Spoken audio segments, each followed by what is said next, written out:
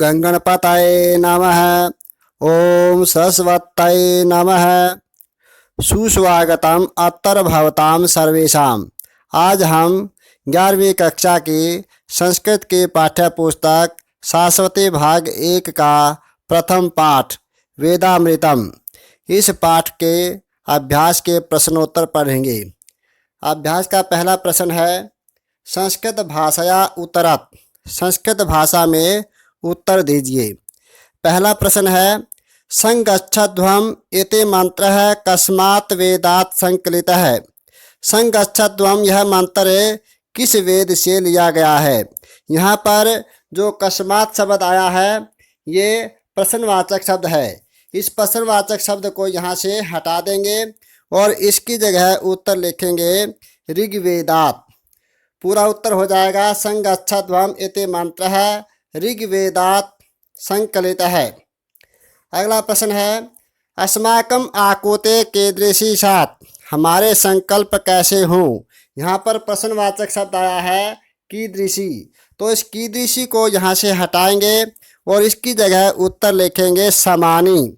समानी का अर्थ होता है समान, कि हमारे संकल्प समान हों।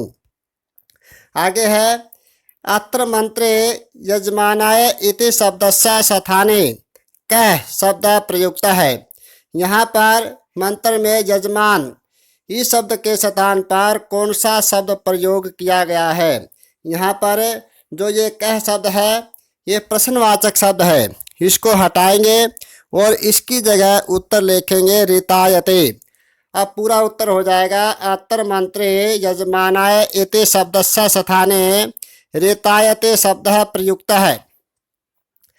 आगे है, असंभ्यम इति कस्य शब्दस्य अर्थ है।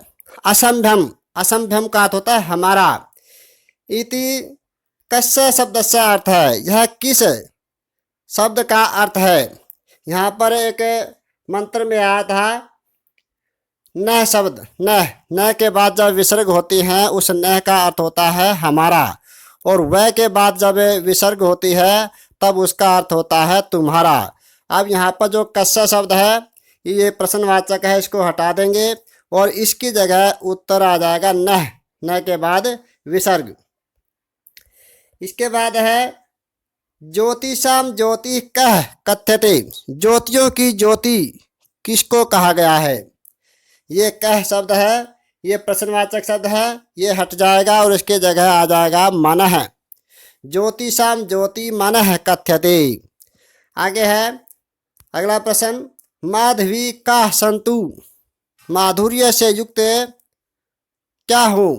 यहाँ पर लिखा है ये जो क है का, इस का को हटाएंगे, इसके जगह उत्तर आ जाएगा औषधि। औषधियाँ के मधुरता से युक्त औषधियाँ हों। अगला है, पृथ्वी सूक्तम कस्मिन् वेदे विद्यते। पृथ्वी सूक्त किस वेद में विद्यमान है। यहाँ पर जो ये कस्मिन् शब्द है इस कस्मिन् को हटाएंगे, यहाँ पर हो जाएगा अथर्ववेदे। अथर्ववेद में कि पृथ्वी सूक्त अथर्ववेद में विद्यमान है। आगे है, अधोलिखित क्रियापदय सह कर्तृपदानि योजयत। नीचे लिखे क्रियापदों के साथ कर्तृपदों को जोड़िए। कर्तृपद का अर्थ होता है कर्ता। यहाँ पर खालिस्तान में हमने कर्ता को लिखना है। संजानानः उपासते, समान भाग को स्वीकार करते हैं। कौन करते हैं। यहाँ पर खालिस्तान में आ जाएगा पूर्वे देवः, कि जो प्राचीन जो देवतागण है वो समान भाग को स्वीकार करते हैं। अगला प्रश्न है, खालिस्तान मधुक्षरन्ते। मधुरता से युक्त बहे। क्या बहे। सिंधवः। सिंधव माने नदियाँ, समुद्र, बादल, तो मधुरता से युक्त बहे। आगे है, मैं मन है शिव संकल्पमस्तु, कि मेरा मन कल्याणकारी संकल्पों वाला शुद्ध विचारों वाला हो जाए। आगे है, खालिस्तान शतम शरदः सेनुयाम। यहाँ पर हो जाएगा वयम। वयम शतम शरदः सेनुयाम, कि हम सैकड़ों वर्षों तक सुनते रहें। आगे है, शुद्ध विलोम पदम योज्यत। शुद्ध विलोम पदों को इनके साथ जोड़ना है। जागृत है। जागृत है माने जागते हुए, और उसका विलोम शब्द हो जाएगा सुप्तस्य। तो ये सुप्तस्य जायकता के साथ जुड़ जाएगा। आगे है न, न माने हमारा, और वह का अर्थ हो जाएगा तुम्हारा, ये विलोम हो गया। आगे दीना, दीना का अर्थ होता है दीन, जो दीनता से युक्त है। अब इसका विलोम हो जाएगा अदीनहा, ओजस्वी, ओज से युक्त। आगे है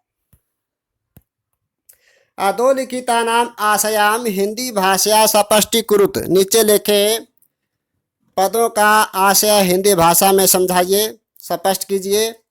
उपासते, उपासते में उप उपसर्ग है, आस धातु है, लट लकार है। तो यहाँ पर इसका अर्थ है स्वीकार करते हैं। श्लोक में आया था कि अपना अपना भाग संजानाना उपासते, अपना अपना भाग स्वीकार करते हैं।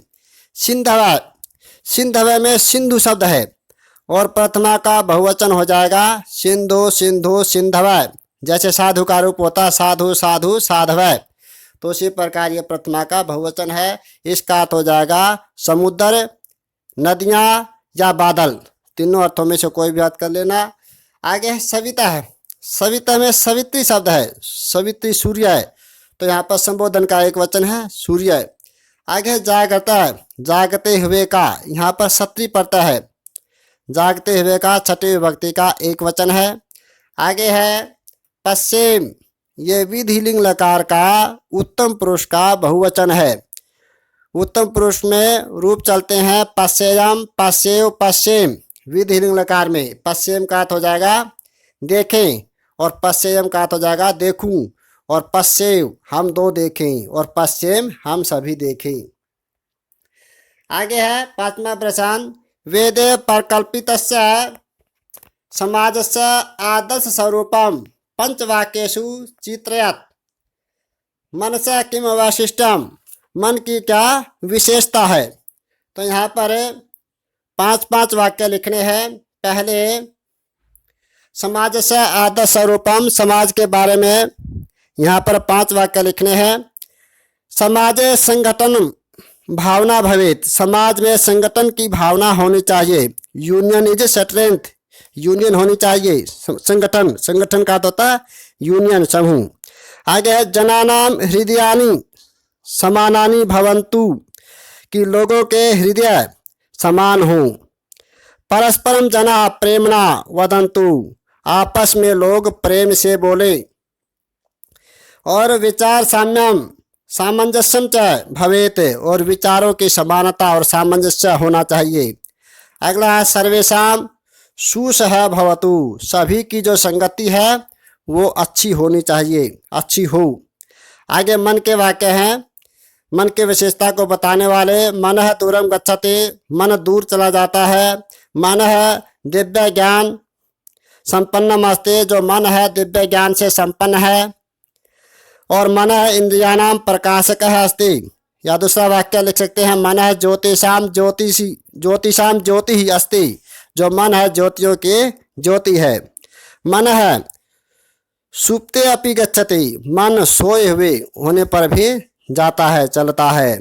और मन से संकल्पः जायन्ते, मन में ही संकल्प उत्पन्न होते हैं। मन में ही हमारे अंदर प्रेम के संकल्प उत्पन्न होते हैं, और मन में ही हमारे दुश्मनी के, शत्रुता के संकल्प उत्पन्न होते हैं। इसलिए हमें मन के अंदर अच्छे संकल्पों को उत्पन्न होने देना चाहिए, बुरे संकल्पों को नहीं। आगे छठा प्रश्न है पश्चिम शृणुयाम प्रब्रवाम इति क्रियापदानि केन इंद्रियेण संबंधानि। पश्चिम देखे, शृणुयाम सुने, प्रब्रवाम बोले, इन क्रियापदों का किस इंद्रिय के साथ संबंध है। पश्चिम देखे, किससे देखते हैं हम, नेत्र से, तो यहाँ पर नेत्रेण हो जाएगा। और शृणुयाम किससे सुनते हैं, कानों से, कान की संस्कृत होती है श्रोत्र, तो श्रोत्रेण हो जाएगा।